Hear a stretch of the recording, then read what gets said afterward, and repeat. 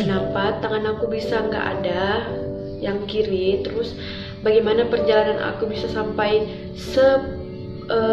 selincah itu dalam bisa naik motor, bisa ikat rambut, dan apa saja sih problema-problema atau cerita tentang aku pernah dibully lah, nanti aku ceritain ya. Jadi ini first pertama kali aku buat konten YouTube. Maafin kalau agak gagu dalam berkata-kata. Jadi aku mau kasih lihat video aku yang ini.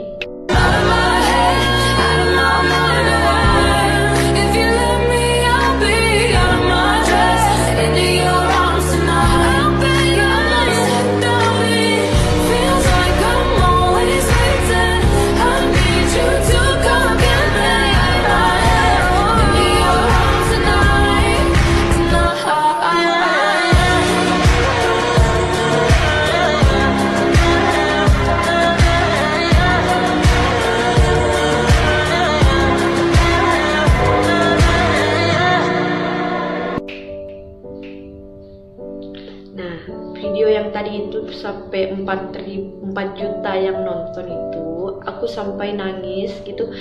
Ini 4 juta viewers pertama dalam hidupku. 100.000 aja kemarin itu aku udah, kok bisa? Ya Allah, Masya Allah gitu. Jadi banyak yang komen di sini katanya, tangannya disembunyiin dalam baju, itu tangannya ada, itu tangannya di belakang diikat kayak gini. Ya Allah. Jadi ini tanganku, kenapa kalian lihat kayak di dalam baju? Karena lengannya aku masukin gitu. Lengannya ini aku masukin ke dalam. Kan aku lihat juga banyak yang disabilitas kayak aku, tangannya, lengan bajunya itu dikeluarin. Aku tuh kayak lebih nyaman di dalamin gitu, karena aku nggak suka kalau dia bergelantungan kayak gantung-gantung gitu, aku nggak suka. Nah, ini tanganku dari lahir ya. Aku punya fotonya ini.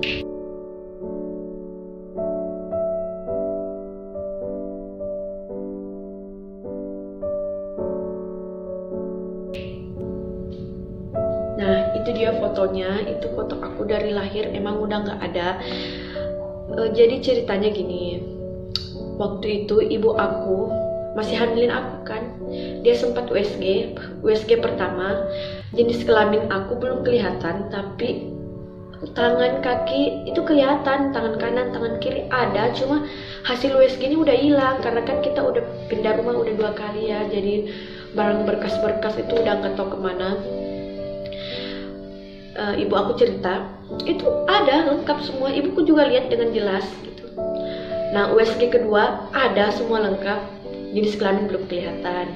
USG ketiga oke, udah ada, udah kelihatan semua jenis kelamin.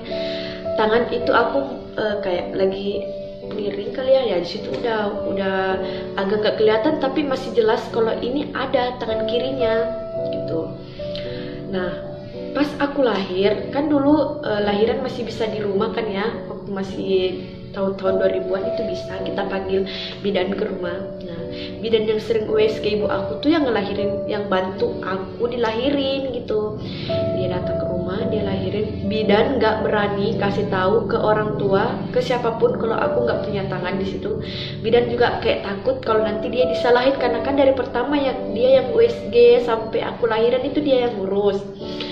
Nanti ibu aku udah mandiin aku hari kedua, baru ibu aku ngerasa tangan aku kemana gitu. Ini anak tangannya kemana? Perasaan waktu hari pertama aku tuh dia ngerasa ada kan, aku dibedong terus kan, jadi dia ngerasa kayak ada. Disitulah ibu aku mulai menerima kenyataan ya. Ya aku kan anak pertama, di situ aku anak pertama. Lagi disayang-sayangnya gitu, disayang-sayangnya. Tapi di situ aku sampai sekarang aku masih mikir, kenapa ya dulu ibu aku nggak buang aku atau kasih aku ke orang lain, atau terlantarin aja aku gitu. Apalagi aku dulu kan cacat gitu, aku anak pertama cacat. Aku salut sih di situ sama ibu aku. Nah, waktu berlalu aku makin tumbuh besar, aku masih ingat waktu zaman TK itu aku pernah dibully. Kan dulu di TK itu sering ada lomba-lomba gitu ya, lomba taruh sendok di sini terus kasih kelereng gitu. Aku masih ingat di situ aku pernah dibully, aku pernah nggak dianggap di sekolah, aku nggak dianggap sama orang. Itu pertama kali di TK aku ingat. Aku emang dari kecil itu aku udah belajar, aku mau nangis kalau cerita tentang ini.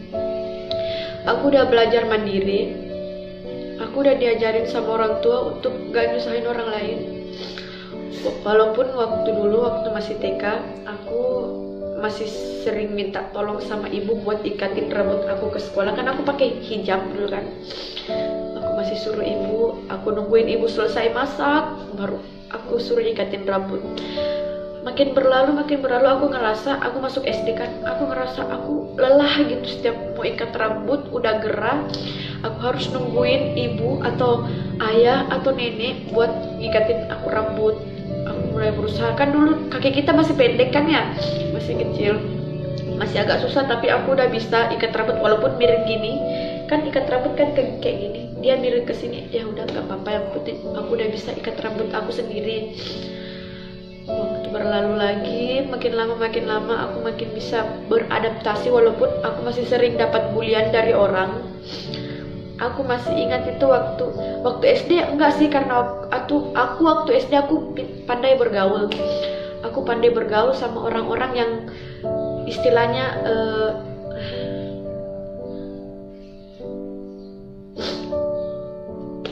aku pandai bergaul dengan orang yang istilahnya berpengaruh lah di kelas aku, kayak anak gaulnya kelas aku gitu. Aku pandai bergaul sama mereka, akhirnya aku juga punya banyak teman. Yang paling bikin aku ingat itu waktu SMP. Waktu SMP itu aku sampai sekarang aku nggak lupa muka orang-orang yang pernah ngebully aku. Aku bukan dendam, tapi aku ingat gitu muka-muka mereka semua yang pernah bully aku, anggap aku sepele. Bukan aku mau dianggap kayak wah gitu, enggak.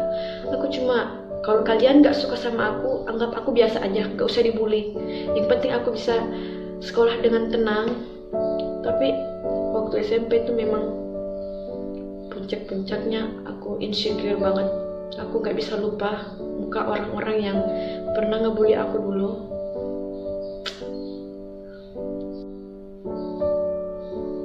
Sampai aku malu buat ke sekolah. Aku pernah izin sama ibu aku masuk ke sekolah, tapi aku nggak sampai dalam sekolah. Aku lari ke rumah orang, teman aku yang nggak sekolah, teman aku yang berhenti sekolah gitu, yang suka bolos sekolah. Karena aku malu masuk sekolah waktu itu, karena dia tuh orangnya suka duduk depan gerbang gitu, emang suka ngeliatin orang kayak gini, suka julid lah gitu. Semoga dia nggak nonton. Nah, kalau yang video sampai akhirnya waktu SMA, aku ketemulah sama suami aku. Aku bukan ketemu di sekolah. Aku SMA kelas 2 ya. Iya, kelas 2. Malam hari aku keluar, waktu itu aku umur 16 tahun, 17 tahun. Aku ketemu sama dia di sebuah warung jajanan krepes gitu. Makanan yang krepes itu yang tipis. Aku beli di situ, dia lihat aku. Emang di situ dia udah sering lihat aku di Facebook sama di Instagram dia, tapi aku nggak pernah lihat dia gitu. Aku nggak pernah lihat dia. Aku kagum sama dia karena dia berani ngechat aku, padahal dia udah lihat aku secara langsung. Karena banyak banget laki-laki yang udah lihat aku secara langsung, dia tuh lari. Suamiku itu habis lihat aku waktu malam itu, dia langsung ngechat, ajak ketemuan lagi. Di situ aku salut sih, tapi aku ya orangnya di situ masih agak nggak terlalu cinta gila gitu sama orang. Aku nggak respon dia, aku nggak respon sama sekali. Sampai akhirnya nggak tahu kenapa ya waktu itu aku respon dan aku udah mulai baper, aku udah mulai nyaman sama dia. Akhirnya kita pacaran 1 tahun. Hampir satu tahun kita pacaran dan kita nikah, walaupun banyak ombak yang menerjang kita waktu mau nikah itu, tapi akhirnya sekarang kita nikah. Dan dia memang tulus banget menerima aku apa adanya. Dia sabar, dia baik, dia mau berkorban gitu. Dia mau berusaha membahagiakan aku. Oh ya, aku potong ya cerita ini. Jadi aku tuh punya impian. Aku tuh pengen kerja di sebuah kantor. Pokoknya aku pengen kerja, aku pengen pakai baju seragam gitu, yang bisa dibanggain orang gitu. Entah di kantoran, entah jadi polisi, polwan, entah jadi pramugari, aku tuh pengen. Tapi kembali lagi aku bercermin, hei Kiki, kamu tuh nggak bisa gitu. Kamu apalah kamu gitu, kamu hanya bisa jadi ibu rumah tangga yang ngurusin anak, yang jadi beban suami nantinya. Aku pernah berpikir kayak gitu waktu aku masih gadis. Karena dulu kan orang-orang pada ditanya cita-cita kamu apa, oh jadi dokter, jadi polwan, jadi pramugari. Aku cita-cita aku apa? Aku mau jadi apa? Aku nggak bisa ngapa-ngapain. Pekerjaan mana yang mau terima aku dalam kondisi kayak gini? Jaga warung aja orang masih berpikir 2 kali. Jadi mungkin inilah jalan Tuhan. Dia kasih aku jodoh yang cepat dan tepat. Alhamdulillah aku dikasih laki-laki yang emang bener-bener sayang banget sama aku, bisa menerima aku apa adanya.